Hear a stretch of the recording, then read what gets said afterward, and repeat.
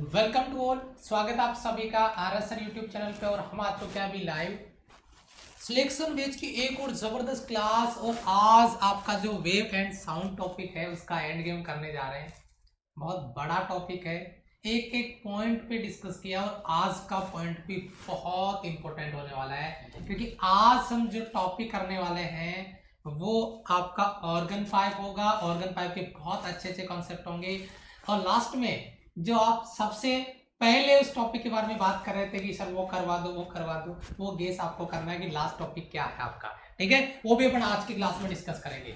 लेकिन जो बच्चे एक बार क्लास में आ चुके हैं फटाफट से एक बार लिंक शेयर कर दीजिए क्लास का, क्योंकि क्लास में मुझे फुल सपोर्ट आपका चाहिए एंड गेम करने के लिए। और ऑर्गन पाइप आज की क्लास में क्लियर करना है, खत्म करना है पूरा का पूरा, बिल्कुल बेसिक के साथ में, point to point, one by one, step to step. ठीक है, यस। देखिए सबसे पहले lecture number selection base 58 wave and sound lecture number 9 आपका, और आज हम इसको फिनिश कर देंगे, कंप्लीट कर देंगे। अगर पहले का कोई भी टॉपिक आपने मिस किया है तो सिलेक्शन बेस में जाइए और step to step, one by one class आप देख सकते हैं। सारी क्लासें मैंने प्लेलिस्ट में अपडेट कर दिया है। ठीक है, तो एक बार सारे बच्चे जो बच्चे क्लास में आ चुके हैं हाउस द जॉस का रिप्लाई करिए कमेंट सेशन में, और लाइक बटन पे अपनी प्रेजेंट लगा दीजिए। और फिर एक अहम मुद्दे जिस पे अपन बात करने वाले हैं, बहुत इंटरेस्टिंग जबरदस्त टॉपिक होने वाला है। और जो बच्चे अनअकैडमी पर पढ़ना चाहते हैं, वो मेरी अनअकैडमी की प्रैक्टिस करना चाहते हैं, सुबह की फ्री प्रैक्टिस होती है वो, या प्लस पे ज्वाइन करना चाहते हैं, लिंक डिस्क्रिप्शन में दिया हुआ है अनअकैडमी का, वहां से आप जाके मुझे ज्वाइन कर सकते हैं। तो स्टार्ट करें बेटा फटाफट से। जय हिंद सर, हाउस द जॉस, जय हिंद बेटा, गुड मॉर्निंग, नमस्ते, गुड मॉर्निंग, नमस्ते नमस्ते, शाबाश शाबाश शाबाश, फास्ट बेटा। क्लास को शेयर करिए, मैं फिर बता रहा हूँ आपको। देखिए क्लास को शेयर करेंगे, क्लास में मैक्सिमम स्टूडेंट होंगे, हम कॉन्फिडेंट होंगे। जब कॉन्फिडेंस के साथ तो बंदा आपके सामने खड़ा है तो हर एक लेवल पे आपका डाउट, आपका कॉन्सेप्ट क्लियर करेगा। ठीक है, तो देखिए सबसे पहले स्टार्ट करते हैं वेव एंड साउंड का जो आपका पार्ट है वो। यहाँ पे देखिए बेटा, सिंपल पॉइंट जिस पर मैं बात कर रहा हूँ वो है ऑर्गन पाइप में स्टैंडिंग वेव या स्टेशनरी वेव। ऑर्गन पाइप एक एक पॉइंट, ये आज तक आपके समझ नहीं आए होंगे, लेकिन आज मैं इस बात की गारंटी देता हूं कि ऑर्गन पाइप का क्या कॉन्सेप्ट है, ओपन ऑर्गन पाइप क्या है, क्लोज ऑर्गन पाइप क्या है। आपने इवन स्कूल में भी टीचर लोगों ने हो सकता है आपको स्किप कर दिया हो, नहीं पढ़ाया हो, लेकिन आज ऑर्गन पाइप का बैंड बजा देंगे। बस एक शर्त आपसे मैं लगा रहा हूं कि आप क्लास को शेयर कर दीजिए, क्लास में मैक्सिमम स्टूडेंट आ जाने चाहिए। फिर देखिए कैसे अपन आग लगाने वाले हैं। ऑर्गन पाइप भी होगा, ऑर्गन पाइप के बाद में एक इंपॉर्टेंट टॉपिक जिसकी मैं बात अभी कर रहा था, डॉपलर इफेक्ट भी होगा। बहुत ही गजब कॉन्सेप्ट के साथ में विजुअल इफेक्ट में आपको क्लियर करने वाला हूं यहाँ पे, और मजा आने वाला है इस क्लास में। तो रेडी टू फाइट, रेडी है सारे के सारे बच्चे? Good morning sir, good morning, good morning, share कर दिया सर, थैंक यू बेटा। चलो स्टार्ट करते हैं। तो अब पूरा फोकस क्लास पे होगा मेरे प्रत्येक सोल्जर का। सबसे पहले बेटा ऑर्गन पाइप में अप्रगामी तरंग यानी standing wave in A organ pipe. Organ pipe में स्टैंडिंग वेव कैसे होती है, कुछ चीजें मैंने नोट किया है, फिर मैं आगे आपको एक पॉइंट पे लेके जाऊंगा और फिर आगे अपने इसके कॉन्सेप्ट क्लियर करेंगे। पहले देखिए मैंने क्या लिखा है, मतलब ऑर्गन पाइप। ऑर्गन पाइप के बारे में अगर अपन बात करें, ये भी एक म्यूजिकल इंस्ट्रूमेंट अपन ये कह सकते हैं, मान लो थोड़ी देर के लिए वाद्य यंत्र है। ठीक है, जिसको अपने ऑर्गन पाइप नाम दिया है। ठीक है, जिसमें भरी हुई वायु को, यानी जिसमें अपने अगर एयर फिल कर दें, हवा भर दें और भरी हुई वायु को कंपित करके अगर इसमें वाइब्रेशन करवा दें, कंपित करके संगीतक ध्वनि, ध्यान दीजिएगा बेटा, जो म्यूजिकल साउंड है, ध्यान दीजिएगा, जो म्यूजिकल साउंड है उसको वाइब्रेट करके उत्पन्न किया जाता है। यानी वाइब्रेशन के साथ में जो हवा उसमें भरी है उस वाइब्रेशन से म्यूजिकल साउंड बना दिया जाता है, और क्या गजब का साउंड निकल के आता है, उसी की बात अपने यहाँ पे कर रहे हैं। क्या ऑर्गन पाइप एक म्यूजिकल इंस्ट्रूमेंट है जिसमें हवा भरी हुई है। मैं एग्जांपल दे दूं, मेरे लिए ये ऑर्गन पाइप है और इसमें पानी नहीं भरा हुआ, इसमें हवा भरी हुई है, और उस हवा को हम क्या कर रहे हैं, वाइब्रेशन के साथ में बढ़िया एक म्यूजिकल साउंड क्रिएट कर देते हैं। और जो म्यूजिकल साउंड हम क्रिएट कर रहे हैं वो म्यूजिकल साउंड बढ़िया वाला एक म्यूजिक बना देता है जो सुनने में बहुत अच्छा लगता है। इसी को नाम दिया गया है ऑर्गन पाइप, ऑर्गन पाइप के रूप में डिफाइन किया गया है। ठीक है बेटा। आगे देखिए, ऑर्गन जो पाइप है उसमें इंसिडेंट और रिफ्लेक्टेड यानी आपतित और परावर्तित जो वेवलेंथ की जो वेव है, तरंगे हैं, उनका सुपरपोजिशन होता है, अध्यारोपण होता है। और बेटा आपका लॉन्गिट्यूडनल, आपका अप्रगामी तरंग यानी लॉन्गिट्यूडनल आपका स्टैंडिंग जो वेव है वो आपको प्राप्त होगी, वो बढ़ेगी। आई तरंग टकरा के वापस आई, उनका सुपरपोजिशन हुआ और वहां पे लॉन्गिट्यूडनल आपका वेव तैयार हो गया, स्टैंडिंग वेव अप्रगामी तरंग का निर्माण हो गया। तो सबसे पहला बात मेरे सारे सोल्जर कमेंट में, क्योंकि मैं फिर बता रहा हूं ऑर्गन पाइप कोई हलवा नहीं है जो आए लपेट लेगा। फोकस चाहिए मुझे 100% प्रत्येक सोल्जर का बोर्ड पे, और कमेंट में रिप्लाई करिए। ऑर्गन पाइप का जो बेसिक इंफॉर्मेशन मैंने दिया है, एक इमेज आपके दिमाग में बनाया है कि ऑर्गन पाइप एक म्यूजिकल इंस्ट्रूमेंट है जिसमें हवा भरी होती है और उस हवा को वाइब्रेट करके एक म्यूजिकल साउंड क्रिएट किया जाता है। एक वाद्य यंत्र जो है उसके द्वारा एक संगीतक ध्वनि उत्पन्न की जाती है। और यहाँ पे इंसिडेंट और रिफ्लेक्टेड जो वेवलेंथ की जो वेव है उनका सुपरपोजिशन होता है, और आपका लॉन्गिट्यूडनल अनुदैर्ध्य standing wave, longitudinal standing wave उत्पन्न हो जाती है, बन जाती है। शाबाश बेटा डाउट क्लियर हो रहा है ना? मैं फिर बता रहा हूं, गले से उतारेंगे, दिमाग से उतारेंगे, फेफड़ों में बस जाएगा ये कॉन्सेप्ट, ध्यान दीजिएगा। अभी शुरुआत कर रहा हूं मैं, आज तक ऑर्गन पाइप क्लियर नहीं किया होगा, इस लेवल पे क्लियर करके दूंगा मैं आपको। समझिए, ऑर्गन पाइप में कंपन, जो वाइब्रेशन हमने बोला कि ऑर्गन पाइप में जो हवा भर रखी है उस हवा को वाइब्रेट करके बढ़िया वाला एक म्यूजिकल साउंड क्रिएट करेंगे, तो उसी वाइब्रेशन की बात हम कर रहे हैं। और उसके लिए सबसे पहले पहला पॉइंट, और यहाँ पे एक ऑर्गन पाइप की बात कर रहा हूं, और ऑर्गन पाइप में कंपन की अलग अलग मोड जिन पे अपन डिस्कस कर रहे हैं, और उस मोड में सबसे पहला मोड मेरा है क्लोज ऑर्गन पाइप। समझ लेना बेटा, वो तगड़ा कंपैरिजन है यार, इसका हलवा बना दिया ना तो आगे वाला चुटकियों में फोड़ देंगे। कौन सा? Open organ pipe. अगर क्लोज समझ लिया तो ओपन को तुम चुटकियों में गुलाम बना लेंगे अपना। तो सबसे पहले देखिए बेटा, हम क्लोज ऑर्गन पाइप, तो पहले इस वर्ड का ऑपरेशन किया जाए। सबसे पहले इस वर्ड का ऑपरेशन किया जाए बेटा, कौन से वर्ड का? कि ये क्लोज ऑर्गन पाइप क्या है, यानी क्लोज ऑर्गन पाइप को हम कैसे समझे। सबसे पहला नोट पॉइंट जिस पर अपन बात करने जा रहे हैं, क्लोज ऑर्गन पाइप का मतलब है कि पहले तो ये इस तरीके से आपने बना दिया कुछ, है ना, इसको आपने ऑर्गन पाइप नाम दिया है। लेकिन क्लोज और ओपन का मतलब क्या है? क्लोज अगर ऑर्गन पाइप आता है, बंद अगर आपका ऑर्गन पाइप आता है, तो उसमें यहाँ पे एक सिरे पे आपका नोड बनेगा इस तरीके से। इस एक सिरे पे अगर नोड बनता है तो वह क्लोज ऑर्गन पाइप होगा। नोट कर लीजिए। एक सिरा ओपन है, मतलब एंटी नोड, एक नोड बनेगा इधर। अगर नोड बन रहा है तो आपका क्लोज ऑर्गन पाइप है। मैं कंपैरिजन कर देता हूं ताकि आपके दिमाग में कैलकुलेशन स्टार्ट हो जाए। थोड़ा सा आगे चलिए, देखिए बेटा, ओपन आ गया, इधर भी ओपन, नाम क्या है? Open organ pipe. यानी इधर भी एंटी नोड, इधर भी एंटी नोड, इधर भी एंटी नोड, इधर भी एंटी नोड। ये कुछ नहीं है, कोई बच्चा देख के डर रहा है ना बेटा, 30 मिनट मुझे दे दे, ऑर्गन पाइप कभी जिंदगी में भूल जाए तो मुझे याद करना, 30 मिनट मुझे चाहिए। ये पॉइंट में कहा क्या लिखा हुआ है सब कुछ फोड़ दूंगा मैं, बस आपका सपोर्ट चाहिए मुझे। ध्यान दीजिए पॉइंट पे, देखिए बेटा, यस। तो सबसे पहले क्लोज ऑर्गन पाइप क्लियर हो गया बेटा, क्लोज ऑर्गन पाइप का नाम क्लियर हो गया कि क्लोज का मतलब क्या है।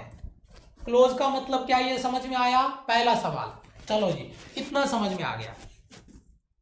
अब हमने क्या कर रखा है, एक तो फंडामेंटल मोड लिया हुआ है, एक आपका थर्ड हार्मोनिक्स यानी तृतीय सन्नादी। भी बताऊंगा ये तृतीय क्या है, घबराना मत, लेकिन ये वर्ड मैंने बता दिए। अगर ये कोई वर्ड बच्चा पूछेगा तो भाई बहुत बुरा लगेगा मुझे, क्योंकि मैं इसकी डिस्कशन पहले कर चुका हूं। ठीक है, ये मैं आपको बता चुका हूं, ये मैंने ओवरटोन आपको बता दिया, मैंने बताया आपको ये सारी चीजें सीखने के लिए, क्योंकि मेरी आदत है कि मुझे अगर बड़ा मंजिल बनाना है तो पहले मैं सीढ़ियां तैयार करूंगा, उसका जो बेस है वो मजबूत करूंगा। मैं डायरेक्ट छलांग लगाने के लिए ना आपको बोलूंगा और ना मैं ट्राई करूंगा, ठीक है। तो मेरे बात समझिए, ये सारी चीजें मैं बता चुका हूं, मुझे पता था कि ऑर्गन पाइप समझने के लिए सारी चीजें जरूरी है, ठीक है, यस। लेकिन बच्चे सोच रहे होंगे कि ये सन्नादी एग्जाम में थोड़ी आएगा, हार्मोनिक से ओवरटोन काहे का एग्जाम में, लेकिन इसको समझिएगा, अभी क्लियर होगा कैसे। तो बेटा सबसे पहली चीज जो मैं बात आपको बताने जा रहा था वो क्या, वो ये कि जो फंडामेंटल मोड है, जो फंडामेंटल मोड है, अगर ये आपका, अगर इस तरीके से मैं ऑर्गन पाइप बनाता हूं तो बेटा अगर मैं इसको इस तरीके से,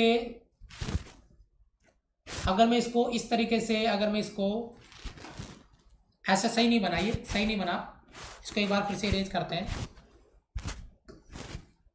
एक बार मैं इसको ऐसे ले लेता हूं, ठीक है, यस, इसको मैं ऐसे ले लेता हूं, ठीक है, ओके, अब बन जाएगा।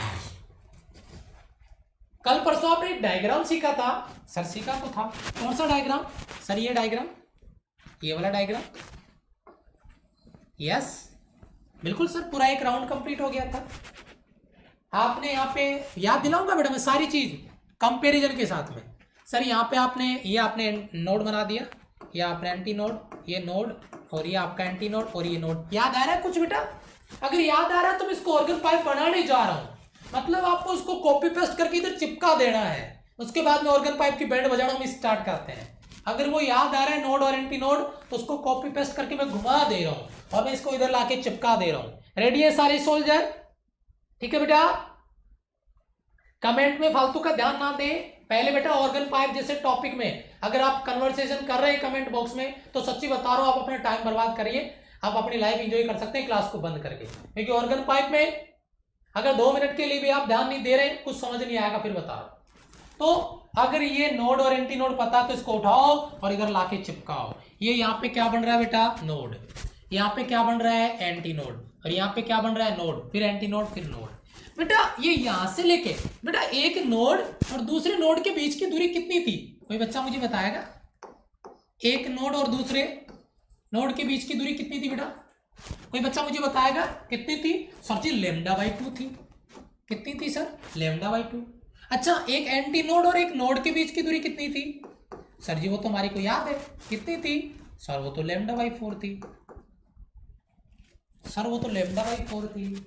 याद आ रहा है? मैं फिर बता रहा हूं, मैं इन चीजों को कॉपी पेस्ट करके चिपकाऊंगा इधर पिछली क्लास को।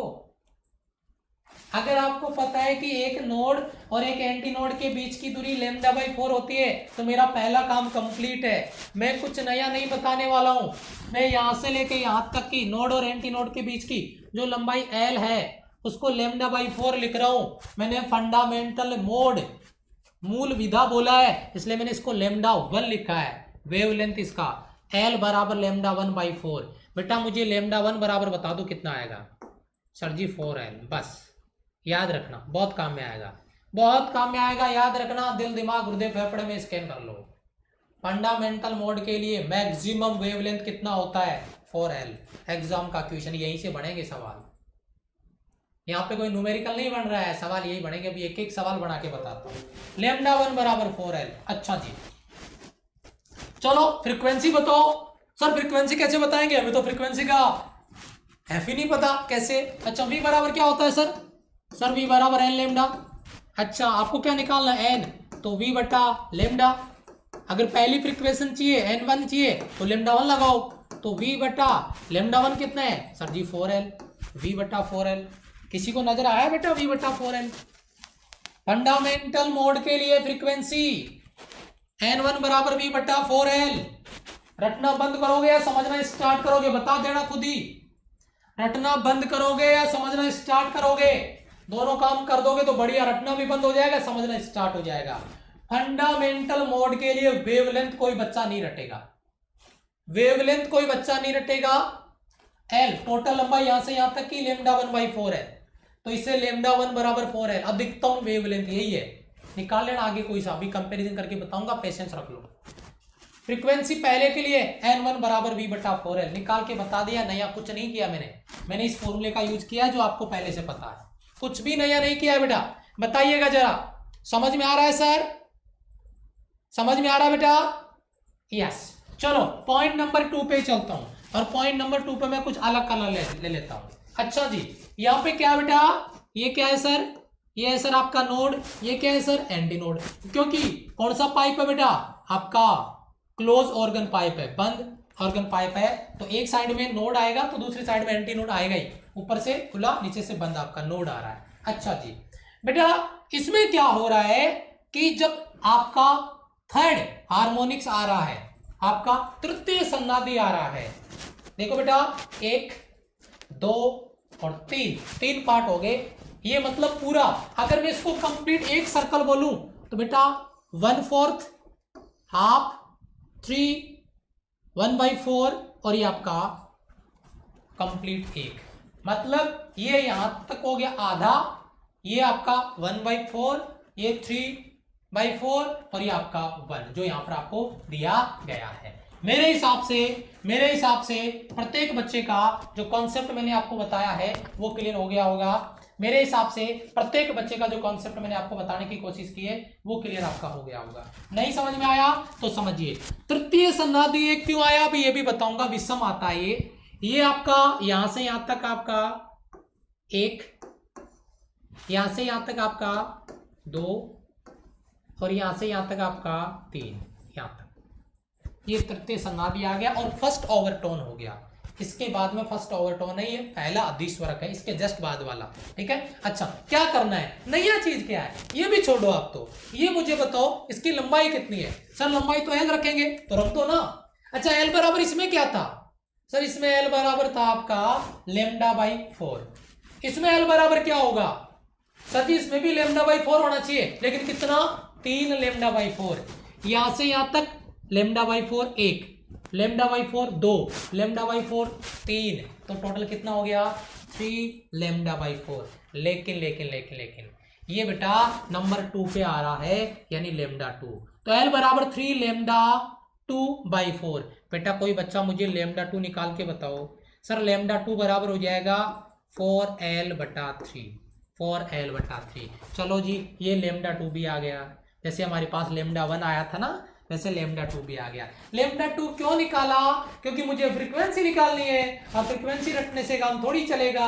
उधर निकाला है, इसको भी निकाल लो, निकाल के बताएं। चलो इधर निकाल लेते हैं बेटा, यही फॉर्मूला v बराबर n लेमडा, तो बेटा n बराबर n2 बराबर क्या होगा, n2 बराबर v/λ2, v/λ2 का वैल्यू कितना है सर, λ2 का वैल्यू 4L/3, तो ये बेटा 4L और 3 कहां चला जाएगा ऊपर।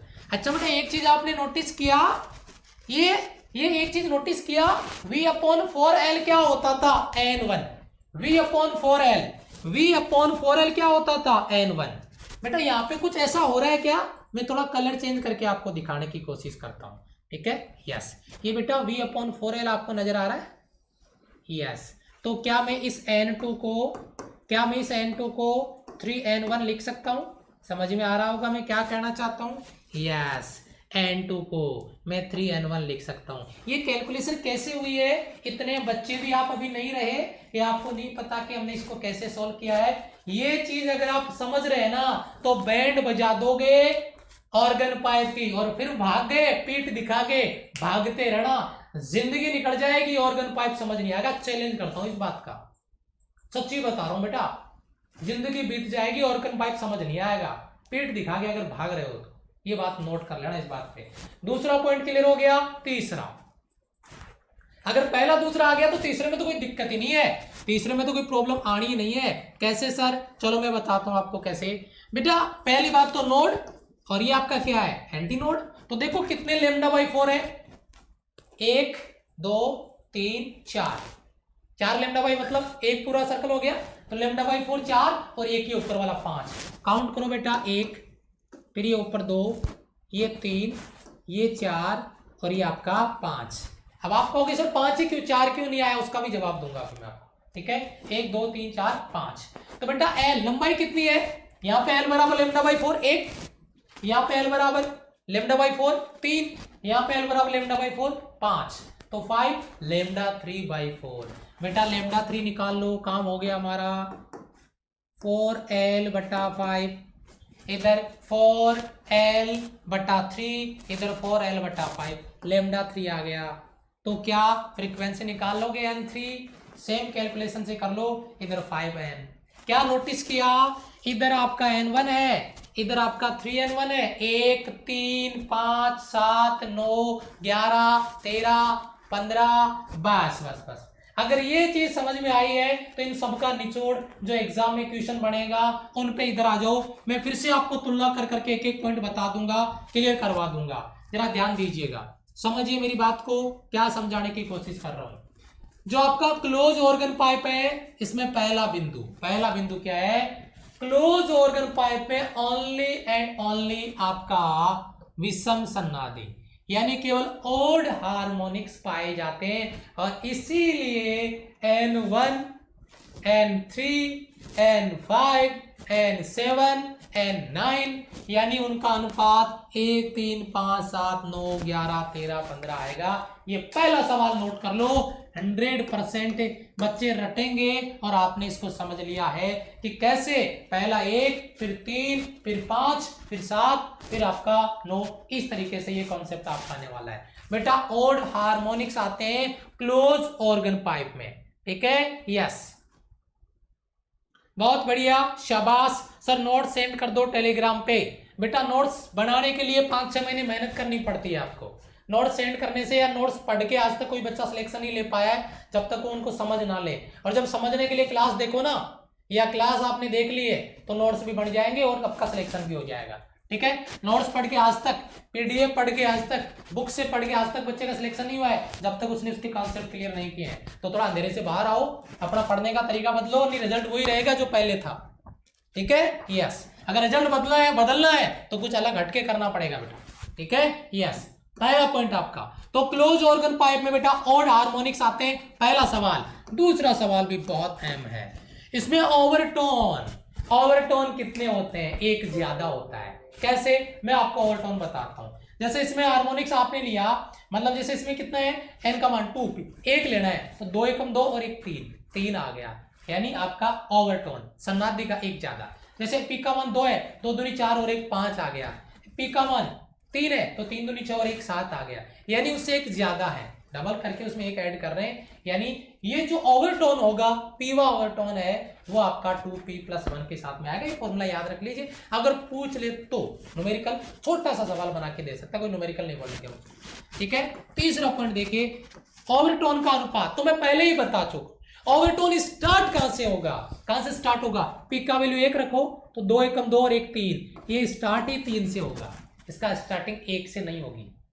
पी का वैल्यू 0 पॉसिबल नहीं है, तो पी का वैल्यू कम से कम 1 रखोगे तो 2 एकम 2 और 1 3, तो अनुपात वही है, ऑड नंबर है, लेकिन ये 3 से स्टार्ट होगा, 3 5 7 9 11 13 15 ऐसे आगे की तरफ जाएगा। उसके बाद में फोर्थ पॉइंट आपका, जिस पे मैं बात कर रहा हूं, अधिकतम संभव तरंग दैर्ध्य, ये हुई ना बात, मैक्सिमम वेवलेंथ, लेमडा बराबर 4l, लेमडा बराबर 4l/3, लेमडा बराबर 4l/5, तो मैक्सिमम वेवलेंथ कितनी हुई, 4l। बेटा ये बहुत अहम सवाल बनने वाला है, ये आपका बहुत अहम सवाल बनने वाला है। ये जो सवाल आपको बताए जा रहे हैं ये क्लियर है या नहीं, बहुत बढ़िया, शाबाश शाबाश,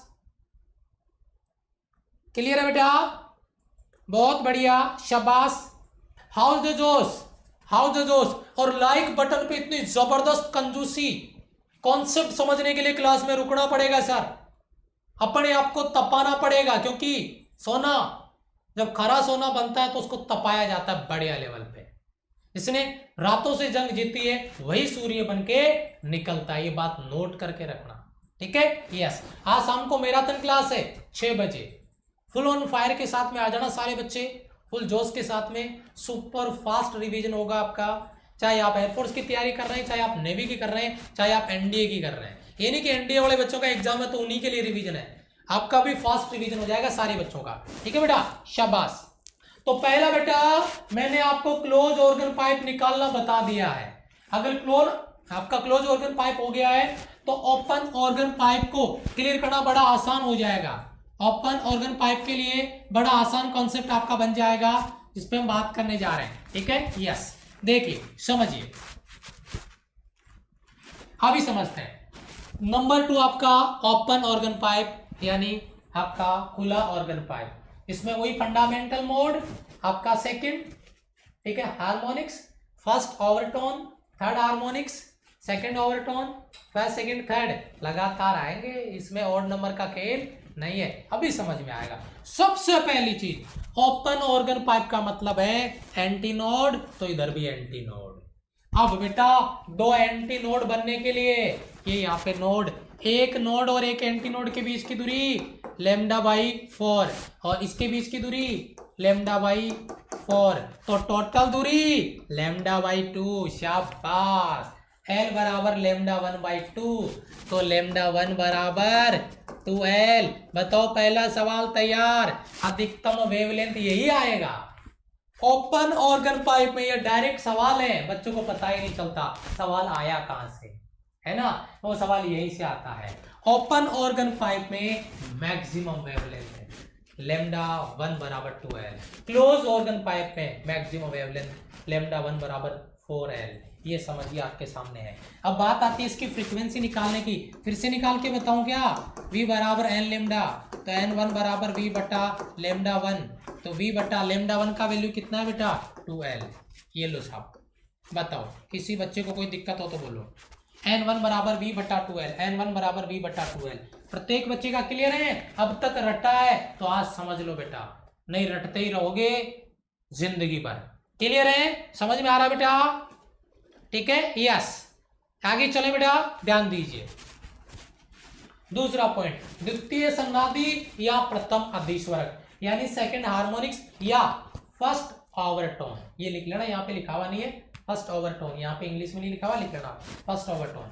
लेकिन समझिए बेटा फर्स्ट ओवरटोन कैसे बनेगा, ये आपका anti node, node, anti node, node और एंटी नोड, यानी ये पहले एक राउंड था, अब इसमें एक राउंड के साथ में एक हिस्सा और जोड़ दिया 1/4 का। तो बेटा ये यहां से यहां तक lambda by 4 1, lambda by 4 2, lambda by 4 3, lambda by 4 4। इसका मतलब क्या हो गया, लेमडा बाई 4 को 4 बार लिखेंगे, इसका मतलब क्या हो गया, एक लेमडा हो गया। तो बेटा इसकी लंबाई L बराबर क्या हो जाएगी लेमडा 2, L बराबर लेमडा 1/2 और इधर L बराबर लेमडा 2 आ जाएगी। बहुत ही गजब का कॉन्सेप्ट आपका, जिस पे अपन डिस्कस करने जा रहे हैं। अब यहाँ पे देखिए, यहाँ पे अगर आपने वेवलेंथ निकालनी है तो फ्रीक्वेंसी निकालना बड़ा आसान काम है। n बराबर v बटा लेमडा 2, लेमडा 2 का वैल्यू आपको पहले ही दिया हुआ है, ये क्या है v बटा 2L। तो बताओ ये अगर लेमडा आएगा तो इसको कंपेयर करोगे तो ये n2 n1 का कितना गुना हो गया, 2 गुना। तुलना करके देख लो, अगर आप लेमडा 2 को कंपेयर करते हो इसके साथ में 2L के साथ में, तो ये उसका कितना हो गया 2 गुना, यानी ये n1 पिछले वाले की तरह n1 3n1 5n1 7n1 उसमें आ रहा था ना, इसमें ऐसा नहीं है, इसमें n1 और इसमें 2n1, इसमें 3n1। अब इसकी भी बात कर लेता हूं मैं, इसमें कितना बेटा 1 2 3 4 5 6 का मतलब 6 लेमडा बाई 4, ऐसे लिखो ना, देखो 6L बराबर 6 लेमडा 3/4 कट जाएगा बेटा, ये कितना हो जाएगा आपका 6 लेमडा बाई 4 हो गया ना, तो ये हो गया आपका 3 और ये आपका लेमडा बाई 2, यानी L बराबर हो गया बेटा 3 लेमडा 3/2। समझ में आ रहा है बेटा कुछ, तो लेमडा 3 बराबर कितना हो गया 2L/3, 2L/3। ये लो लेमडा 3 का वैल्यू, लेमडा 3 का वैल्यू 2L/3 सही तो लिखा है, रटोगे तो काम नहीं चलेगा। सेम चीज copy paste copy paste copy paste. ये ऑर्गन पाइप है, हर किसी के समझ में ना पहले आया था ना कभी आएगा। जिस बच्चे के जुनून है सीखने का समझने का, वो बच्चा फोड़ेगा ऑर्गन पाइप को। बाकी बच्चे जिंदगी भर यही करते रहेंगे, सर जी ऑर्गन पाइप पढ़ा दो, लेकिन क्लियर नहीं करेंगे जब तक फोकस नहीं करेंगे। तो बेटा अगर लेमडा 3 आ गया है तो फ्रीक्वेंसी निकालना बड़ा आसान काम है। v बराबर n लेमडा रख दो, यहाँ पे 2L की जगह क्या लिख देंगे v बटा 2L, v बटा 2L, v बटा 2L क्या होता है n1 और आगे मल्टीप्लाई में कितना है 3, तो 3n1 आ गया, n1 2n1 3n1। अब इसका कंपैरिजन देखो, सबसे पहला तो ओपन ऑर्गन पाइप में सारे के सारे आपके हार्मोनिक्स होते हैं, चाहे वो ओड हो चाहे वो इवन हो, सम विषम पहला, दूसरा, तीसरा, चौथा, पांचवा। देखिए सारे के सारे हार्मोनिक्स पाए जाते हैं, मैं बता चुका हूँ। N1, 2N1, 3N1, 4N1, 5N1 इस तरीके से, ठीक है। यस, पहला सवाल याद रखना बेटा, क्लोज ऑर्गन पाइप में केवल ओड हार्मोनिक्स होते हैं, विषम हार्मोनिक्स होते हैं 1, 3, 5, 7, 9, 11, 13, 15, लेकिन और ओपन ऑर्गन पाइप में ऑड और इवन दोनों पाए जाते हैं, सम और विषम दोनों पाए जाते हैं, ठीक है। ध्यान दीजिएगा बेटा, ठीक है, पहला पॉइंट। दूसरा पॉइंट आपका, उसमें जो ओवरटोन था कंपैरिजन फुल होना चाहिए, उसमें जो और ओवरटोन था 2p+1 था, उसकी स्टार्टिंग 3 से हुई थी, 3, 5, 7 याद आ रहा है कुछ, 3, 5, 7, लेकिन इसमें ऐसा नहीं है, इसमें ओवरटोन p+1 है, यानी अगर p 1 है तो इसमें स्टार्टिंग होगी 2 से, 2 फिर 3 फिर 4 फिर 5 फिर 6 फिर 7 फिर 8, इसमें लगातार आएगा। देखो p+1 ऐसे, जिसको अपन कह सकते हैं 2, 3, 4, 5, 6, 7, 8, 9, 10 लगातार जाएगा, ठीक है। उसके बाद में ओवरटोन का अनुपात, वही अनुपात 2, 3, 4, 5, 6, 7 अनुपात में ले लो इसको, जो कट रहा है काट दो। अच्छा, उसके बाद में मैक्सिमम वेवलेंथ है, अरे उसमें मैक्सिमम वेवलेंथ कितनी थी, λ1 बराबर 4L, और इसमें मैक्सिमम वेवलेंथ कितनी है 2L। अभी मैं इसका सवाल बना के आपको बता चुका हूँ, मोस्ट इंपॉर्टेंट सवाल है। तो बताओ ओपन और क्लोज ऑर्गन पाइप के डाउट्स क्लियर है क्या? अगर पहली बार पढ़ रहे हो और अगर 25-30% भी समझ में आ रहा है, एक बार वीडियो सेव हो जाए, शाम को ओपन करके आज या कल में टाइम मिले तो देख लेना, ऑर्गन पाइप का झंझट खत्म हो जाएगा। सीना ठोक के बोलोगे ऑर्गन पाइप का कौन सा सवाल करवाना, मैं करता हूँ। क्या फ्रीक्वेंसी निकालनी है, क्या वेवलेंथ निकालनी है, आपको हार्मोनिक्स बताने, आपको अनुपात बताना है, आपको ओवरटोन बताना, मैं बताता हूँ। लेकिन आपको कॉन्फिडेंस अभी होगा जब आप इन सब चीजों को समझोगे बेटा। हाउस द जोश के साथ में रिप्लाई करेंगे, हाउस द जोश के साथ में रिप्लाई करेंगे। अगला पॉइंट स्टार्ट करते हैं फटाफट से, सारे बच्चे जल्दी से बेटा।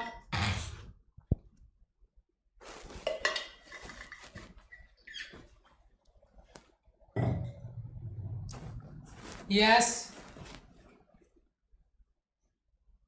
आगे चलें बेटा, क्लियर है, शाबाश। क्लास को शेयर नहीं किया जा रहा है, शायद बहुत ज्यादा कंजूसी हो रही है, क्लास को शेयर करने में कंजूसी हो रही है, और अगर ऐसे कंजूसी होती रहेगी ना तो भैया हम टूट जाएंगे, सच्ची बता रहे हैं। अगर ये कंजूसी होती रहेगी, अगर इतना आप सेल्फिश हो जाओगे ना अपने आप के लिए, तो मान के चलिए, क्योंकि सेल्फिश होना एक लिमिट से ज्यादा हो जाए तो फिर वो गलत होता है अपने साथ, ये बात याद रखिएगा, ठीक है मेरी बात। स्वरित्र की अगर अपन बात करते हैं, स्वरित्र क्या होता है, एक दो सवाल आपको मैंने प्रैक्टिस कभी करवाया, प्लस वाले बच्चों को भी करवाया, तो उनका भी मतलब ये था कि सर बता दिया जाए इसको। वैसे आपका इसका क्वेश्चन एग्जाम में तो अब तक पूछा नहीं गया है, लेकिन पता नहीं, फिर भी ले लेते हैं, बेसिक बात है, 5 मिनट एक्स्ट्रा और सही। क्या कॉन्सेप्ट है समझिएगा। स्वरित्र आपका क्या है, स्वरित्र एक धात्विक उपकरण है, एक मेटलिक इंस्ट्रूमेंट है, जो आप देख रहे होंगे इस तरीके से, है ना, ऐसे करके इसमें दो आपकी यू आकार में इसको मोड़ दिया गया है, और एकल आवर्ती, ध्यान दीजिएगा बेटा, एकल आवर्ती की ध्वनि उत्पन्न करता है, यानी single frequency, sound of a single frequency create करता है। ये आपका एक स्वरित्र नाम का एक इंस्ट्रूमेंट है, आपका जो ध्वनि उत्पन्न करता है वो। और इसको बनाया कैसे जाता है वो समझ लें बेटा। एक आपका आयताकार होता है, आपका कोई भी एक ऐसा उपकरण है जिसको रेक्टेंगुलर शेप में है, उसको आपने मोड़ के, क्रॉस सेक्शन एरिया के रूप में मोड़ के यू शेप में उसको मोड़ दिया जाता है, यू शेप में उसको मोड़ दिया जाता है, और मोड़ के इस आकृति में स्वरित्र बना दिया जाता है। लेकिन कोई नहीं, इससे कोई लॉजिक नहीं है। लॉजिक इससे है कि ये बहुत इंपॉर्टेंट सवाल है, ये बहुत इंपॉर्टेंट सवाल है बेटा। स्वरित्र में कौन सी वेव जनरेट होती है, ट्रांसवर्स वेव उत्पन्न होती है। ट्रांसवर्स यानी अनुप्रस्थ तरंगे उत्पन्न की जाती है, ट्रांसवर्स वेव क्रिएट की जाती है अगर अपन बात करते हैं स्वरित्र की, यानी अनुप्रस्थ कंपन जो होंगे वो उत्पन्न होंगे, ट्रांसवर्स होंगे। ये बात याद रखना, स्वरित्र में उत्पन्न तरंगे अनुप्रस्थ होगी, बहुत इंपॉर्टेंट सवाल है। अगला पॉइंट नंबर आपका थर्ड क्या है, ध्यान दीजिए। स्वरित्र की भुजाओं में, ये बात हमने बता दी, ट्रांसवर्स वाइब्रेशन होता है, उसके आकार में, सॉरी उसके आधार में लॉन्गिट्यूडनल कंपन उत्पन्न होते हैं, वाइब्रेट उत्पन्न होते हैं, किंतु दोनों की फ्रीक्वेंसी समान होती है। सवाल को समझ लो बेटा, ये इसका बेस है, ये इसका बेस है, ये आधार है, ये बेस इसका आधार है, और ये इसकी भुजाएं, ये इसकी साइड है, भुजाएं मान लो आप। इनमें आपका ट्रांसवर्स आएगा, ठीक है, और इसमें लॉन्गिट्यूडनल आएगा, ठीक है, इसमें लॉन्गिट्यूडनल बता रहा, देखो आधार में, ये इसका आधार है बेटा, ये नीचे वाला हिस्सा है ना, ये इसका आधार है, आधार में लॉन्गिट्यूडनल वाइब्रेशन होगा, लेकिन दोनों की फ्रीक्वेंसी सेम होगी, दोनों की आवृत्ति सेम होगी। यहाँ पे आपका ट्रांसवर्स होगा, यहाँ पे आपका लॉन्गिट्यूडनल होगा, लेकिन दोनों की फ्रीक्वेंसी सेम होगी। ये बात आपको समझनी है। सवाल आए तो आपको जवाब देना है। थ्योरी का क्वेश्चन आपको पूछा जाए तो आपको फोड़ देना है। ठीक है, यस सर, शाबाश,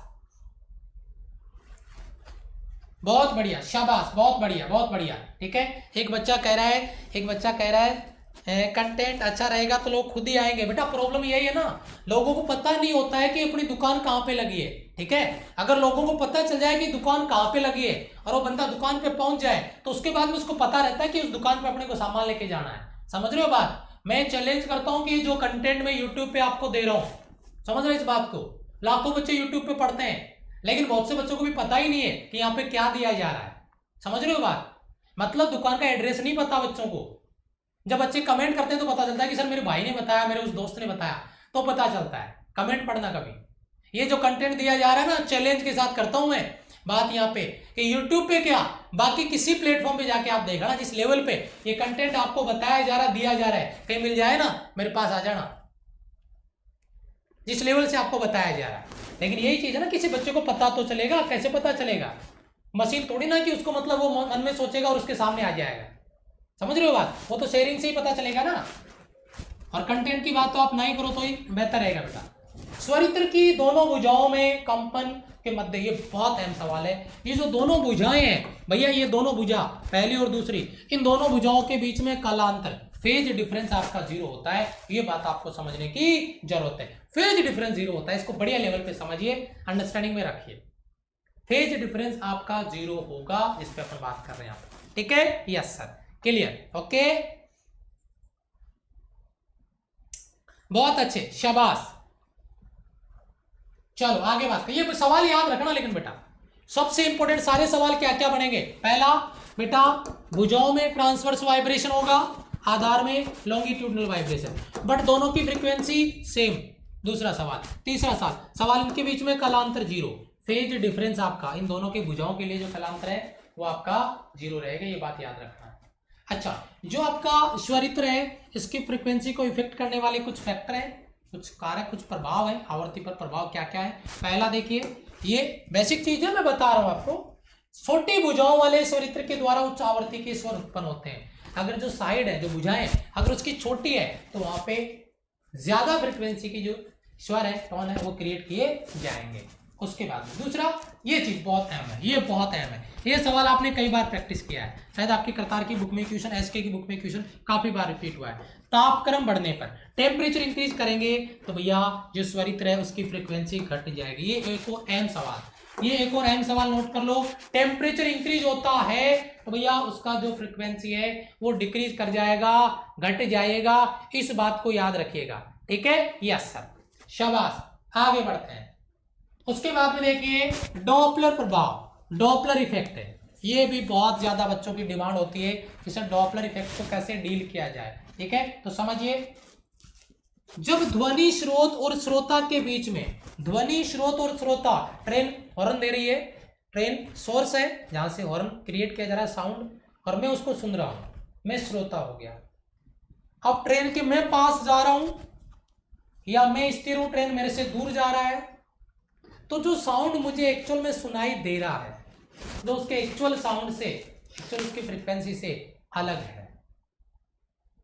तो इस अंतर को ही, आभासी जो अंतर वहां पे अपने को सुनाई देता है, दिखाई देता है, अपन महसूस कर पाते हैं, उसी को अपन डॉपलर इफेक्ट के रूप में डिफाइन कर सकते हैं। क्या कहा जा रहा है कि जब ध्वनि, साउंड, स्रोत, सोर्स और श्रोता जो लिसनर है, सुनने वाला है, उसके बीच में अगर रिलेटिव मोशन होता है, आपेक्षिक गति होती है, तो श्रोता के द्वारा सुनी गई आवृत्ति वास्तविक आवृत्ति से अलग होती है। श्रोता जो आवृत्ति सुनता है, ट्रेन अपने से दूर जा रही है तो क्या ट्रेन के सायरन को कम हो गया, मतलब उसको कम कर दिया गया? नहीं ना, ट्रेन का सायरन अभी भी उसी तरीके का साउंड जनरेट कर रहा था जो पहले कर रहा था, लेकिन पहले ट्रेन हमारे पास में था तो हमारे को उसका साउंड ज्यादा सुनाई दे रहा था। अब ट्रेन दूर चला गया तो उसका साउंड हमें कम सुनाई देगा। समझ रहे हो बात? तो क्या वास्तव में चेंज हुआ? नहीं, लेकिन वो रिलेटिव मोशन था, आपेक्षिक गति थी, और इसकी वजह से हमें अलग आवृत्ति सुनाई दिया। इसी को हम डॉपलर इफेक्ट कहते हैं, आपका डॉपलर प्रभाव कहलाता है।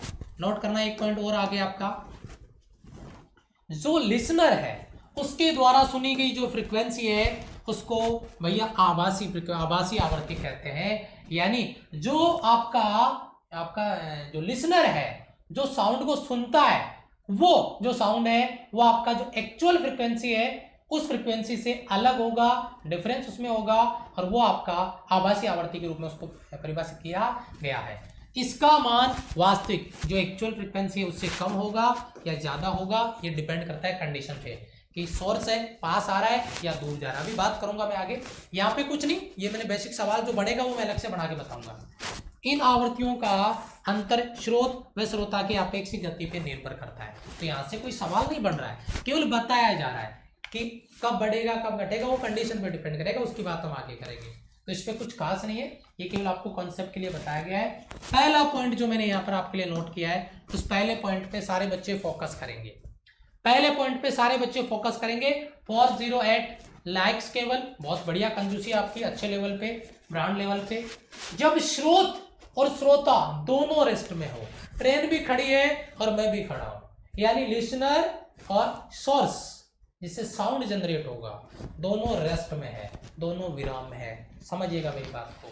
उस कंडीशन में बेटा जो आपकी साउंड वेव है ना, वो sound wave spherical wave front के रूप में, गोलीय तरंगागर के रूप में, जैसे मान लो इधर से कोई साउंड जनरेट होता है तो उसके चारों इस तरीके के वेव फ्रंट बनेंगे, गोलीय आपके स्फेरिकल वेव फ्रंट बनेंगे उसके रूप में, यानी वृत्तों के रूप में प्रोपोगेशन होगा, संचरण होगा। सर समझ नहीं आया, छोड़ो, बंद करो, इधर से आगे आओ, इधर समझो। ये बेटा आपका सोर्स है, स्रोत जहां से साउंड जनरेट किया जा रहा है, रेस्ट में है, विराम में है। ये आपका ऑब्जर्वर है, सुनने वाला आपका लिसनर है जो यहाँ पे खड़ा है, दोनों रेस्ट में है। तो इसके चारों ओर ये जो जितने भी गोले नजर आ रहे हैं ये आपके वेव फ्रंट है, वो भी स्फेरिकल वेव फ्रंट, गोलीय तरंगाग्र, इसके रूप में तरंगे आपको मिलती है। दोनों दो कर्मागत वृत्तों के बीच की दूरी वेवलेंथ लेमडा के तुल्य होती है। इसके बीच की दूरी लेमडा है, इसके बीच की दूरी लेमडा है, इसके बीच की दूरी लेमडा है। ये वेवलेंथ रहेगी जो कि बराबर रहेगी, चाहे वो इस तरफ के लिए हो चाहे वो इस तरफ के लिए हो, दोनों के लिए लेमडा बराबर रहेगा। ये पॉइंट बताइए, प्रत्येक बच्चे का क्लियर है बेटा? यस, बहुत बढ़िया, शाबाश, वेरी गुड वेरी गुड, बहुत बढ़िया बहुत बढ़िया, शाबाश, वेरी गुड। डाउट क्लियर है बेटा? यहां से पहला पॉइंट क्लियर है। पहला पॉइंट, दो कर्मागत वृत्तों के बीच की दूरी वेवलेंथ सेम रहेगा अगर दोनों रेस्ट में होते हैं तो। दोनों रेस्ट में होते हैं। एक बच्चा कह रहा है कि सर कुछ दिनों से बच्चे कम आ रहे हैं। बेटा कुछ दिनों से वो बच्चे कम आ रहे हैं जिनको वेव एंड साउंड, वेव और जो साउंड वाला टॉपिक है ना वो पढ़ना नहीं है, क्योंकि पहली क्लास में 800 बच्चे लाए थे, पता है ना, क्योंकि वो हलवा था। और जब हलवा से ऊपर बढ़े जहर की तरफ तो लगा कि यार मेरे बस की बात नहीं है, हटा ना। तो इसीलिए फिर जब जॉब की बारी आती है ना, तो एयरफोर्स एंडी नेवी का जब जॉब आता है, बोला हट आगे चल, तेरे बस की बात नहीं है, साइड में हो। ये वो बच्चे हैं जो निकल चुके हैं, 400-500 बच्चे, उनकी बस की बात नहीं है साउंड एंड वेव पढ़ना। और इसीलिए फिर वो जॉब में भी यही होता है, निकल और ग्रेड के लिए जा, तू डी ग्रुप के लिए जा, इधर तेरे काम नहीं है। वही स्थिति उनके साथ होती है फिर बाद में, क्योंकि जॉब सबकी थोड़ी ना लगती है, बस यही फर्क है उनमें और जो रेगुलर क्लास में है, जिनको कोई भी टॉपिक दे दो उसका बैंड बजाने के लिए वो तैयार रहते हैं, यही फर्क है। और ये डिफरेंस जब तक आप में है ना, तब आप बाकी से अलग हो, ये बात याद रखना। तीसरा पॉइंट देखिए, श्रोता से गुजरने वाली तरंगे। इसी पॉइंट से जो श्रोता, जो लिसनर है, उससे जो वेव गुजर रही है वो, और जो सोर्स से जो वेव उत्पन्न हो रही है वो बराबर है, बिल्कुल, क्योंकि दोनों यार रेस्ट में है। जितना ये उत्पन्न करेगा उतनी इसके पास से गुजरेगी, खत्म बात। तो नया कुछ नहीं है। अच्छा, यहां पे देखिए, जो आपका आभासी आवृत्ति है, जो आपका फ्रीक्वेंसी है, वो एक्चुअल फ्रीक्वेंसी के बराबर है, ये बात पहले ही बता चुके। वेवलेंथ भी बराबर है, ये लेमडा ये भी लेमडा, तो वेवलेंथ बराबर है तो फ्रीक्वेंसी भी बराबर होगा, बात खत्म है, दोनों चीज। तो नया कुछ नहीं है। पहली कंडीशन जब दोनों रेस्ट में हो, पहली कंडीशन जब दोनों रेस्ट में हो, ठीक है, यस। अब दूसरी कंडीशन आपके सामने है। दूसरी कंडीशन बहुत अहम है, जिस पर अपन बात करने जा रहे हैं। और वो कंडीशन है जब स्रोत गतिमान हो किंतु श्रोता स्थिर हो। स्रोत गतिमान हो, सोर्स है ना वो मोशन कर रहा हो, चाहे वो इसके पास आ रहा हो चाहे वो इससे दूर जा रहा हो। देखो इसके पास जा रहा है मान लो और इससे दूर जा रहा है, ये इधर ऑब्जर्वर y है, ये इधर ऑब्जर्वर x है, तो ये स्रोत x की तरफ जा रहा है देखो और y से दूर जा रहा है। आपने देखा इसकी जो स्फेरिकल वेव फ्रंट थी वो इस साइड में कितनी पास पास में, नोट करना बेटा, और इस साइड में कितना दूर दूर है, जरा गौर करना, समझ में आ रहा है। इसका वेवलेंथ लेमडा और इसका वेवलेंथ लेमडा डैश क्या बराबर है? नहीं। क्या फ्रीक्वेंसी बराबर होगी? नहीं। बस ये डिफरेंस पता कर लो, पूरी कहानी समझ में आ जाएगी। स्रोत सोर्स मोशन में है जबकि लिसनर रेस्ट में है। तो सबसे पहला कंपैरिजन S1 S2 S3 स्रोत की तीन स्थितियां S1 S2 और ये आपका S3 है, यहाँ पे इसको S3 मान लो। S1 S2 और S3 तीन कंडीशंस दी गई है। चलो कोई दिक्कत नहीं है, हम तो इसके कंपैरिजन पे चलते हैं। पहला कंपैरिजन, तरंगों को असेकेंद्रीय वृत्तों के रूप में व्यक्त किया जा सकता है, यानी यहाँ पे जो आपके सेम सेंटर थे वो पॉसिबल नहीं है सर्कल के लिए, उनके सेंटर अलग अलग होंगे। जो आगे की दिशा में पास पास और पीछे की दिशा में एक दूसरे से अधिक दूरी पे होंगे, आगे की दिशा में पास पास और पीछे की दिशा में बहुत दूर दूर होंगे। ठीक है, यस, पहला पॉइंट। यह दूसरा पॉइंट, वैसे तीसरा नंबर है, वैसे दूसरा होगा ये। श्रोता एक्स के लिए, एक्स ऑब्जर्वर कहां पे है? ये रहा एक्स, ध्यान देना बेटा, गौर करना। ऑब्जर्वर एक्स के लिए ओहो आभासी तरंग दैर्ध्य लेमडा डैश कम है एक्चुअल लेमडा से। डायग्राम दिख रहा है? अरे डायग्राम नहीं दिखा, ये देखो लेमडा डैश और ये लेमडा, लेमडा बड़ा होगा लेमडा डैश से या लेमडा 1 से, जो भी आपका हो। देखिए लेमडा बड़ा होगा लेमडा डैश से। अगर लेमडा आपको पता है तो फ्रीक्वेंसी उलट दो, फ्रीक्वेंसी का उल्टा वेवलेंथ होता है ना, इसलिए। तो आभासी आवर्ती, यहाँ पे वास्तविक तरंग दैर्ध्य ज्यादा है तो इधर आभासी आवर्ती ज्यादा है, एपरेंट जो फ्रीक्वेंसी वो ज्यादा होगी और एक्चुअल फ्रीक्वेंसी कम होगी। तो मेरे हिसाब से ये डाउट आपका क्लियर है। अब इसका उल्टा कर दो सोर्स y के लिए, y के लिए, x के लिए देखिए ना आप, x के लिए लेमडा बड़ा था लेमडा डैश छोटा है, ठीक है। x के लिए देखिए, y के लिए लेमडा डैश बड़ा है और फ्रीक्वेंसी एन डैश छोटा है। जस्ट इसका उल्टा कंपेयर कर देना, सारी कहानी समझ में आ जाएगी, क्योंकि डायग्राम से पता चल रहा है ये इसके पास जा रहा है लेमडा डैश छोटा। इसके अगर कंपैरिजन की बात करेंगे तो उसका उल्टा हो जाएगा, जो आपने x के लिए निकाला है वो इसका उल्टा हो जाएगा। ये x के लिए ना, उसका उल्टा y के लिए। ये लेमडा बड़ा, यहाँ पे लेमडा छोटा, यहाँ पे एन डैश बड़ा, यहाँ पे एन डैश छोटा। देख रहे हैं आप, वो डिपेंड करता है कि कौन पास आ रहा है कौन दूर जा रहा है उस कंडीशन में। ये आपकी दूसरी कंडीशन। ये आपकी तीसरी कंडीशन है जिस पे मैं बात कर रहा हूं, जब स्रोत स्थिर हो। ये बेटा देखो, ये आपका सोर्स रेस्ट पे है और आपका जो लिसनर है, जो ऑब्जर्वर है, एक x है और एक आपका y है। ये दूर जा रहा है और ये इसके पास आ रहा है, x पास में आ रहा है, y दूर जा रहा है। उन्हें तरंगों को सकेंद्रीय वृत्तों के रूप में प्रदर्शित किया जाएगा। ऐसा क्यों?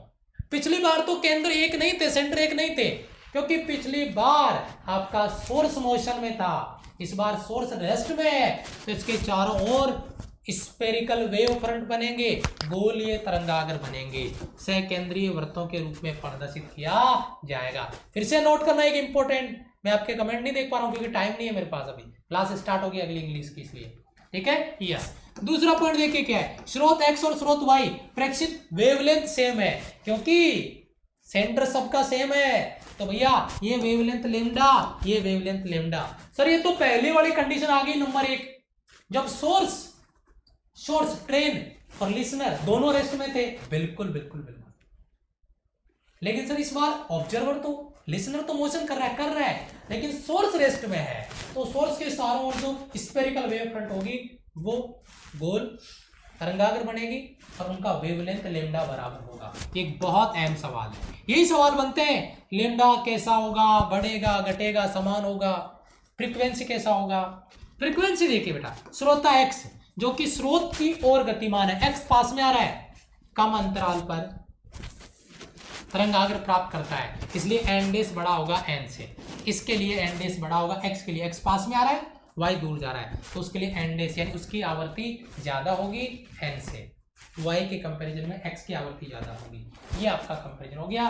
चौथा पॉइंट है श्रोता y अपेक्षाकृत अधिक अंतराल पे, y दूर जा रहा है तो अधिक अंतराल पे वेव को गेन करता है, प्राप्त करता है, अतः यहाँ पे n डैश y के लिए उसका उलट दो, उसमें भी उलटना था इसमें भी उलटना है, n डैश बड़ा है और यहाँ पे n डैश छोटा है, खत्म बात। कंपैरिजन, कौन पास आ रहा है कौन दूर जा रहा है, ये आपका कॉन्सेप्ट यहाँ पर आपको देखने को मिलेगा। ठीक है, यस, बहुत बढ़िया, शाबाश। नहीं बेटा 2 बजे क्लास नहीं है, आज 2 बजे क्लास नहीं रखी मैंने, क्योंकि आज ये आपका मैराथन क्लास है ना, तो इसके लिए मुझे थोड़ा रिलैक्स भी चाहिए, पहले से हेल्थ का इश्यू आपको पता ही है इसलिए। ये बेटा एक आभासी आवृत्ति के लिए एक जनरल फॉर्मूला मैंने लिखा है, केवल स्क्रीनशॉट ले लीजिएगा। 0.1% चांसेज है, लेकिन वो 0.1% भी क्यों है, क्यों कभी कोई बुक्स उठाते हो और आप इसका कोई न्यूमेरिकल मिल जाता है आपको ये निकालने का जनरल फॉर्मूला, और फिर कहते हो सर आपने वो फॉर्मूला बताया नहीं, इसलिए मैंने के लिए फॉर्मूला बता दिया है, कोई डेरिवेशन पार्ट नहीं है। अब इसको क्या करोगे आप मुझे नहीं पता, स्किप करोगे आप याद करोगे, बाकी चांसेस बहुत कम है, तो मैं इस पर ज़्यादा टाइम नहीं दे रहा हूँ, ऑलरेडी टाइम अपने पास नहीं है। ठीक है, आप उसका स्क्रीनशॉट लेके याद कर लेना उसको। अब देखिए यहाँ पे कुछ साइन कन्वेंशन है, कुछ चिन्ह परिपाटियां हैं, वो देखिए। ध्वनि v की दिशा सदैव स्रोत से श्रोता की ओर होनी चाहिए। ध्वनि साउंड का वेलोसिटी कहां से बेटा, सोर्स से लिसनर की ओर होना चाहिए, सोर्स यानी ट्रेन से वेग लिसनर की तरफ होना चाहिए, लिसनर से, अरे भाई ध्वनि लिसनर से निकल के ट्रेन की तरफ थोड़ी जा रही है, ध्वनि ट्रेन से निकल के आपकी तरफ आ रही है ना, सायरन से, बस ये चीज याद रखना, सोर्स टू लिसनर। उसके बाद में दूसरा, v की दिशा में सभी वेग धनात्मक होंगे, जो v का डायरेक्शन है, इसकी जो दिशा है उसमें सारे के सारे वेलोसिटी पॉजिटिव लिए जाएंगे, यानी सोर्स टू लिसनर सारी की सारी वैल्यू पॉजिटिव आएगी। उसके बाद में तीसरा, v की विपरीत दिशा में सभी वेग ऋणात्मक लिए जाएंगे, अगर v के उल्टा लिया जाए, लिसनर से मैं ट्रेन की तरफ जाऊं तो नेगेटिव लेना पड़ेगा। तो ये चीजें बेसिक चीजें, अगर कोई चिन्ह पूछ ले तो कुछ खास नहीं। डॉपलर प्रभाव लागू नहीं होने की कंडीशन, बहुत अहम सवाल बन सकता है, जब स्रोत व श्रोता दोनों विराम में हो।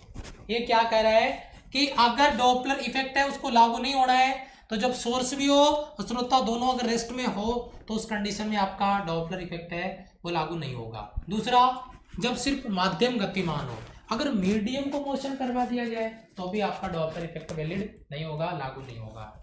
तीसरा, जब सोर्स और आपका लिसनर इस प्रकार से गतिमान हो कि इनके बीच का जो डिस्टेंस है, जो दूरी है, वो कांस्टेंट रहे, यानी दोनों कांस्टेंट, ये 2 किलोमीटर प्रति घंटे की रफ्तार चल रहा है सोर्स भी और लिसनर भी उसी स्पीड से चल रहा है, यानी दोनों की अगर वेलोसिटी कांस्टेंट है तो उनके बीच की दूरी कांस्टेंट रहेगी, और अगर दूरी कांस्टेंट रहेगी तो वैसे वो तो रेस्ट में ही काउंट हुई है ना भाई, कांस्टेंट वेलोसिटी आगे बढ़ रहे हैं, दूरी बढ़नी घट नहीं रही, तो फिर आभासी आवर्ती वास्तविक आवर्ती में डिफरेंस कहाँ से आया, नहीं आएगा, तो फिर आपका कहाँ पे आया, नहीं काउंट होगा ना।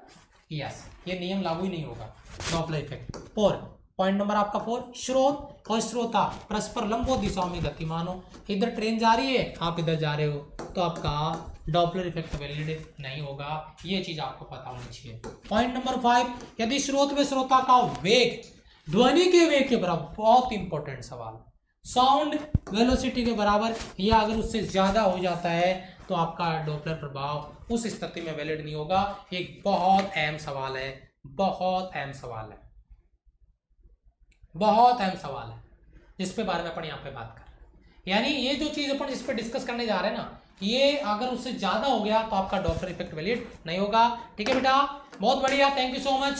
शाम को मैराथन क्लास में मिलेंगे, प्लस वाले बच्चों से भी 3 बजे मेरी क्लास है, उसमें मिलता हूँ, तब तक के लिए सभी को thank you so much, love you all, bye bye, जय हिंद। अगर क्लास पसंद आया हो तो लाइक कर देना, हो सके तो अपने दोस्तों को शेयर कर देना, और थर्मोडायनेमिक्स भी होगा, थर्मल प्रॉपर्टीज भी होगा, फ्लूइड भी होगा और इलास्टिसिटी भी होगा, लेकिन सिस्टम से होगा, आपके कमेंट करने से नहीं होगा, ये बात याद रखिए। चलिए, जो रेगुलर शेड्यूल से टॉपिक है वही टॉपिक होंगे, आपकी जो डिमांड है, वैसे वहाँ पे हजारों बच्चे करते हैं, हजारों बच्चों की डिमांड के हिसाब से अगर कोई टीचर आपको पढ़ाएगा तो कभी शेड्यूल सिस्टम नहीं बन सकता। तो मैंने आपको पहले बता रखा है कि मेरा जो शेड्यूल सिस्टम है उसी से काम होता है, और उसी को आपको फॉलो करना होगा अगर आपको शेड्यूल सिस्टम से अपने नोट्स वगैरह तैयार करने हैं तो अगला टॉपिक, इसके बाद में जो नेक्स्ट टॉपिक है वही आएगा, आपके कमेंट करने से नहीं होगा। ठीक है बेटा, thank you so much, love you all, bye bye.